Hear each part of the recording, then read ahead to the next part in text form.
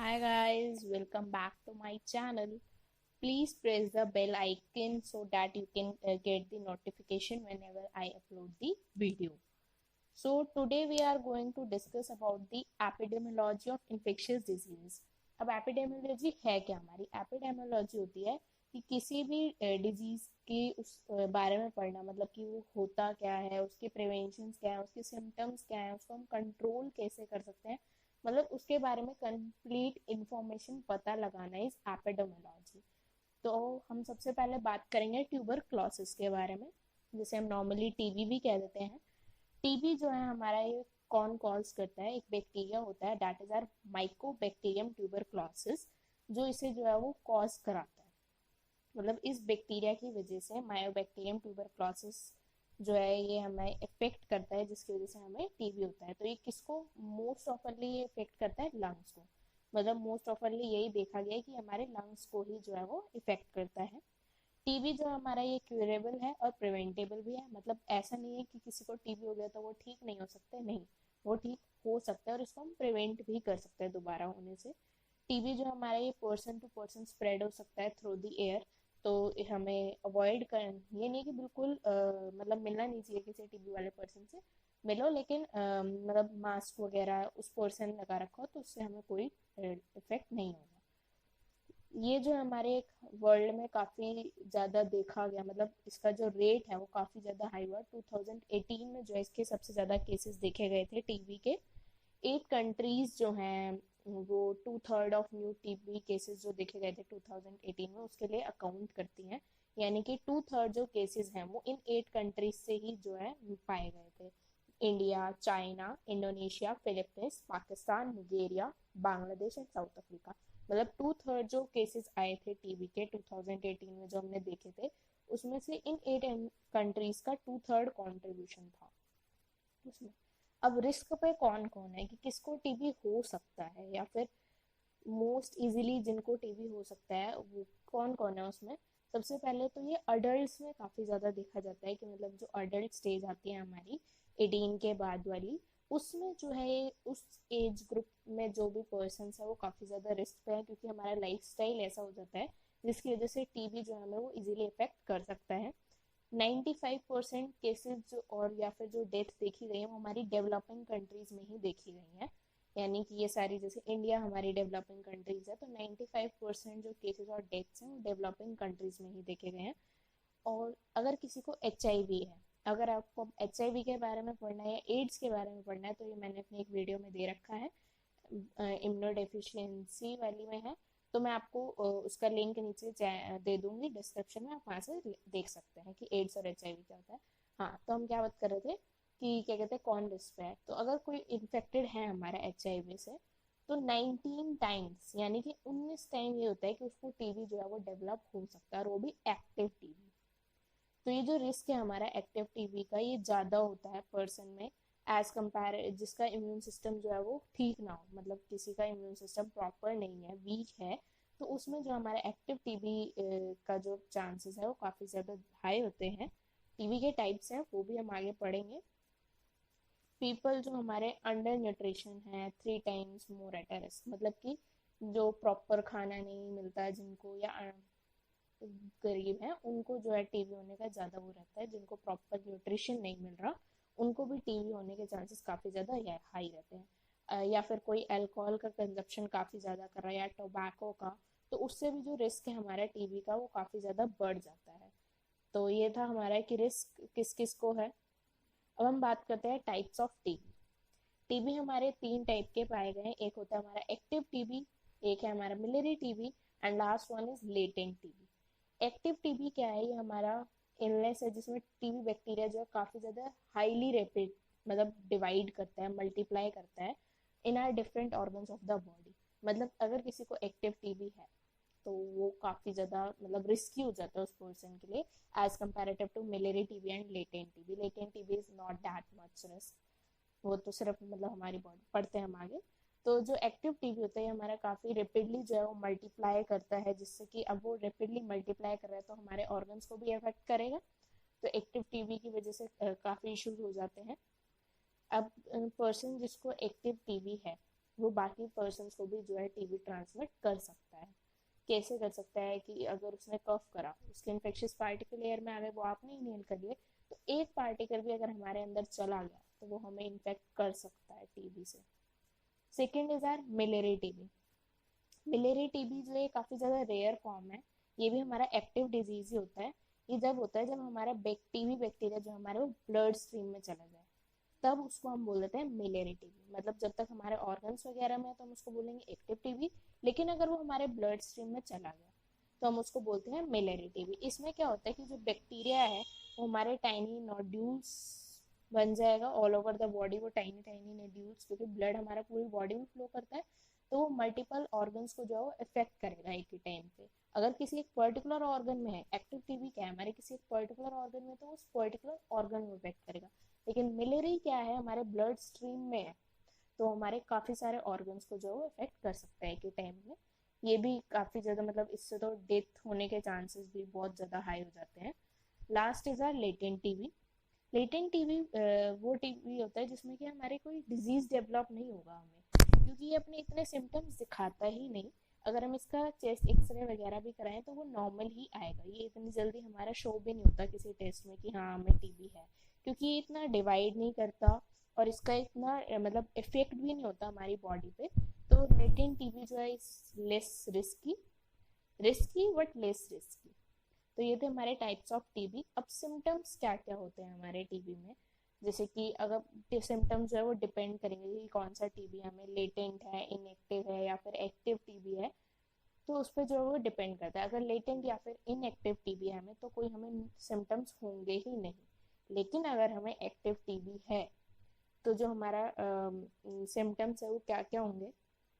कफ रह सकता है मोर देन 3 वीक्स, यानी कि आपको मोर देन मंथ हो गया आपका कफ जा ही नहीं रहा, तो आप जो है डॉक्टर के पास विजिट कर सकते हैं कहीं आपको टीबी तो नहीं है। Loss of appetite and unintentional weight loss, पेट का खराब रहना और वेट लॉस हो रहा है काफ़ी ज़्यादा, आप नहीं मतलब आप कोई डाइट वाइट फॉलो कर रहे हो तब तो अलग बात है कि वेट लॉस होगा, लेकिन आप कोई डाइट फॉलो नहीं कर रहे, सब कुछ प्रॉपर खा रहे हैं, उसके बाद भी आपका वेट लॉस हो रहा है, तो ये एक्टिव टीबी की कंडीशन हो सकती है। फीवर आना जाना लगा रहे तो भी हम कह सकते हैं कि हाँ एक्टिव टीबी है। चिल्स, कभी भी ठंड लग रही है, नाइट स्वेट्स, पसीना आ रहा है रात में, तो ये सब क्या हो जाते हैं हमारे सिम्टम्स हैं एक्टिव टीबी के। तो ये था हमारा टीबी के बारे में। अब इसके ट्रीटमेंट्स क्या क्या कर सकते हैं। अगर हमें अर्ली डिटेक्शन हो गई तो हम अप्रोप्रिएट एंटीबायोटिक्स से जो है इस टीबी को ट्रीट करा सकते हैं। मतलब अर्ली स्टेज पे ही ज़्यादा इसने अफेक्ट नहीं करा हमें और तभी हमें पता चल गया कि हमें टीबी है, तो वो ट्रीट हो सकता है हमारा एंटीबायोटिक से। अगर हम राइट टाइप ऑफ एंटीबायोटिक्स दें, और लेंथ ऑफ ट्रीटमेंट किस चीज़ पे डिपेंड करता है कि हमें कौन सी एंटीबायोटिक देनी है, कितने टाइम तक देनी है, वो किस चीज़ पे डिपेंड करता है कि पर्सन की एज क्या है, उसकी हेल्थ कंडीशंस कैसी हैं, ये सब जो है वो देखा जाता है। तभी जो है टाइप ऑफ एंटीबायोटिक और उसका टाइम जो है वो डिसाइड करा जाता है। फिर कि वो लेटेंट है या फिर एक्टिव टीबी है, कौन सा टीबी है उससे भी डिटरमाइन होगा कि कौन सा हमें एंटीबायोटिक देना है।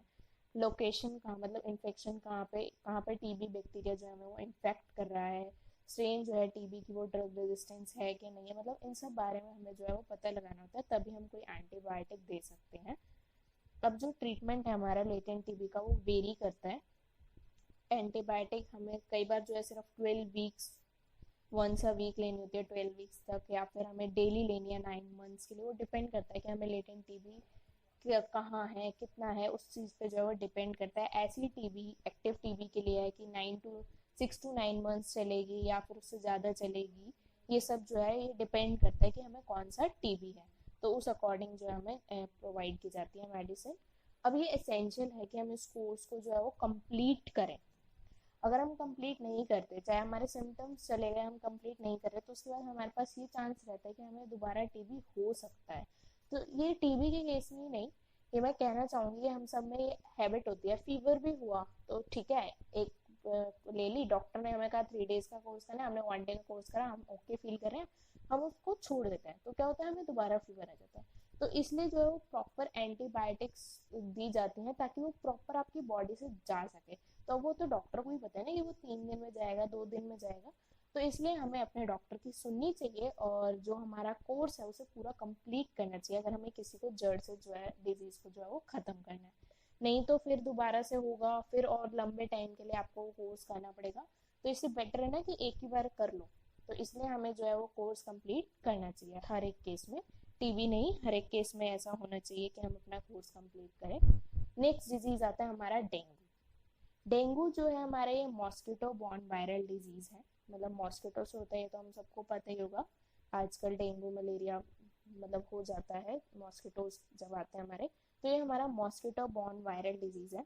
डेंगू वायरस हमारा ट्रांसमिट कौन कराता है? फीमेल मॉस्किटो से जो है हमारा ये ट्रांसफर होता है। स्पीशीज का नाम क्या है जो इसे ट्रांसफर कराते हैं? That is are Aedes aegypti और एडिस एलोबेक्टस। ये जो है ये हमारे मेनली ट्रांसमिट कराते हैं डेंगू वायरस को। ये हमारे चिकनगुनिया के लिए भी वेक्टर की तरह रह चुके हैं। येलो फीवर और जिका वायरसेस, इनके लिए भी एज अ वेक्टर जो है ये मॉस्किटोज काम करते हैं। डेंगू जो हमारा ये कॉज होता है by the virus of flaviviridae family. Flaviviridae family जो हमारी है उससे जो है ये वायरस बनता है। और ये हमारे 4 टाइप का होता है, 1 2 3 एंड 4। डीएनवी 1 2 3 एंड 4 भी बोल देते हैं। अब डेंगू जो है वो रिलेट करता है कि आपको कौन से वायरस ने काटा है, डीएनवी 1 ने या फिर डीएनवी 2 आपकी बॉडी में आया, या डीएनवी 3 या फिर डीएनवी 4।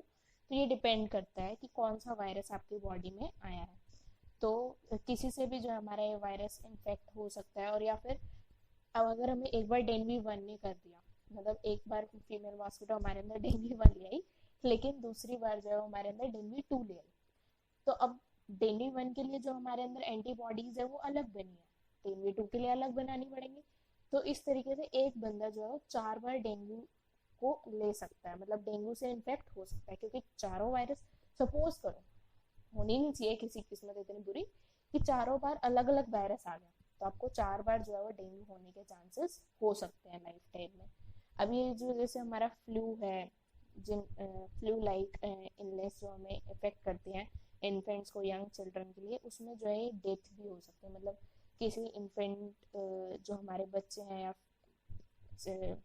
बिलो 18 या फिर बिलो 17 कह लो, उनको जो है उसमें डेथ भी हो सकती है डेंगू की वजह से।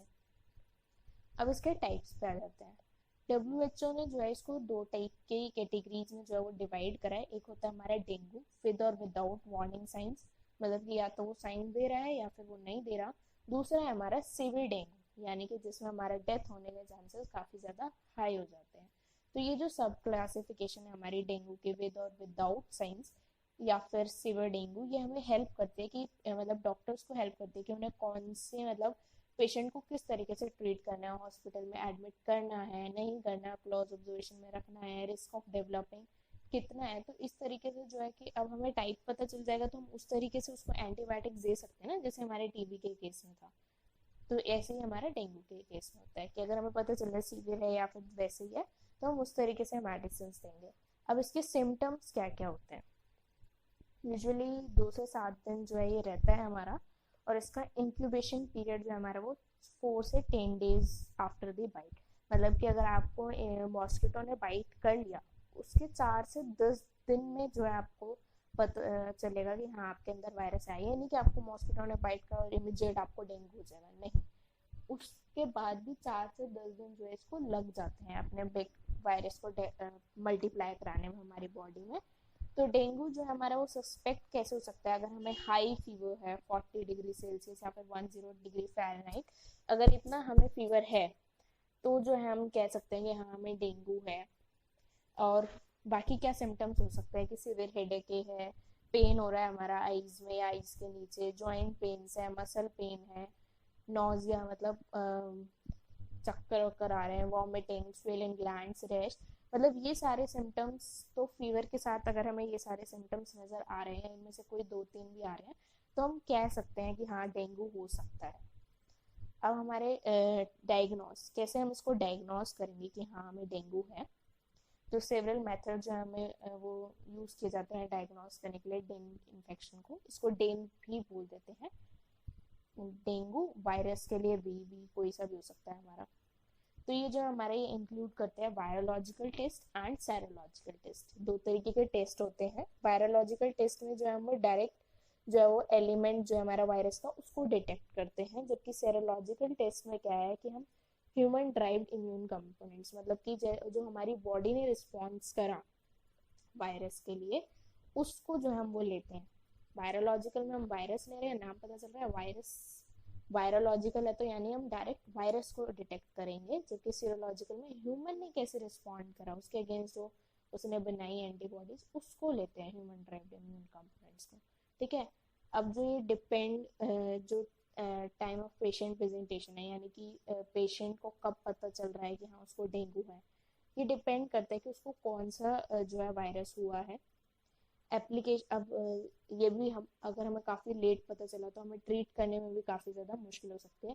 अब ये जो हम पेशेंट सैंपल लेते हैं, अगर ये फर्स्ट वीक ऑफ इलनेस में लिए गए या कभी भी लिए गए, तो ये चाहे सेरोलॉजिकल है चाहे वायरोलॉजिकल है, दोनों ही हमारे जो है वो RT-PCR मेथड के थ्रू जो है वो डिटेक्ट करे जाते हैं, मतलब आगे फर्दर प्रोसेस करे जाते हैं RT-PCR मेथड से।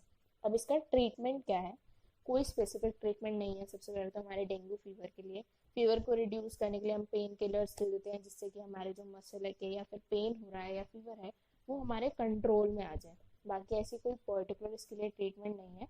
बेस्ट ऑप्शन यही है इसके लिए, या तो हम एसिटम फिनॉल दे दें या फिर पैरासीटामोल, वही नॉर्मल जो पेन किलर्स होती है वो हम दे देते हैं इसके लिए। और क्या हो सकते हैं इसके लिए? Non steroidal anti inflammatory drugs, जैसे कि हमारी इबुप्रोफेन हो गई, एस्पिरिन हो गई, इनको जो हमें अवॉइड करना है।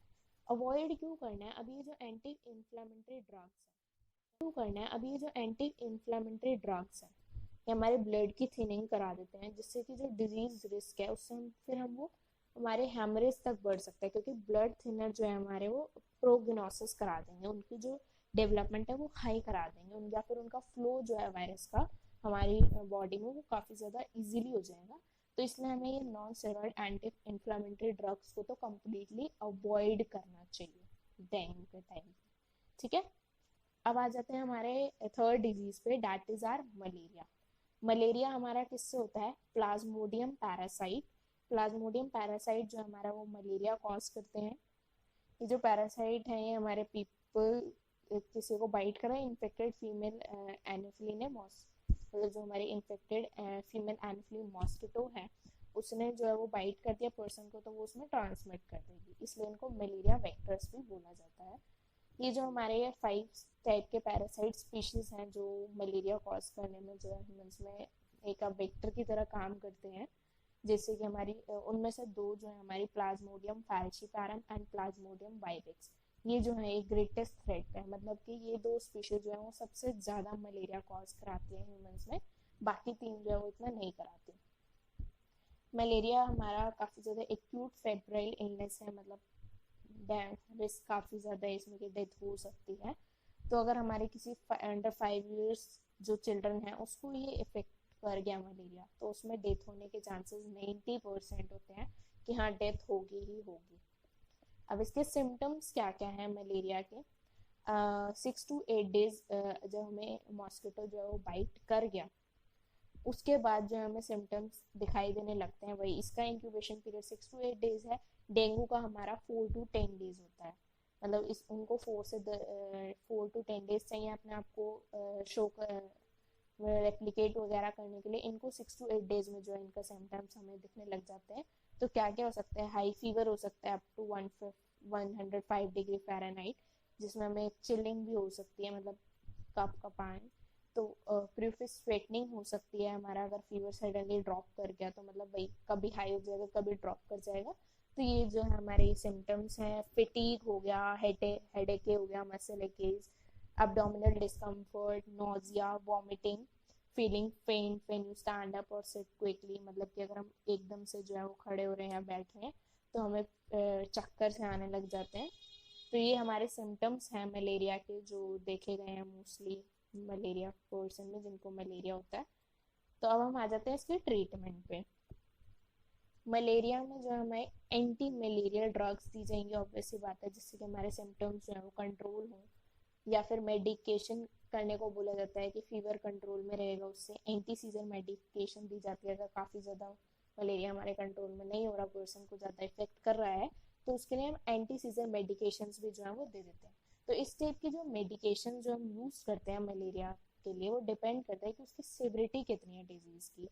लाइकलीहुड ऑफ क्लोरोक्विन रेजिस्टेंस अगर थोड़ी बहुत है तो हम मतलब सॉरी कि उसकी सिविरिटी कितनी है डिजीज़ की, कहीं वो क्लोरोक्विन रेजिस्टेंस है तो हम उसको क्लोरोक्विन नहीं दे सकते। तो काफ़ी सारे हमारी ड्रग्स हैं जो अवेलेबल होती हैं मलेरिया के लिए, जैसे कि क्लोरोक्विन हो गई, क्विनिन हो गई, हाइड्रोक्सी क्लोरिन हो गई, अर्थमर एंड ल्यूमिफेंट्राइन हो गई, एटोपिक्विन हो गई, प्रोगेनल हो गई।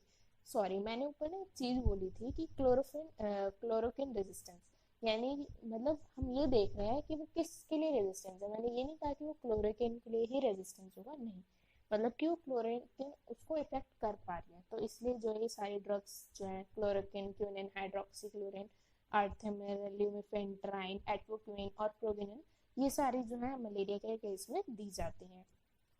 फिर आते हैं हम अपने लास्ट डिजीज के बारे में, स्वाइन फ्लू।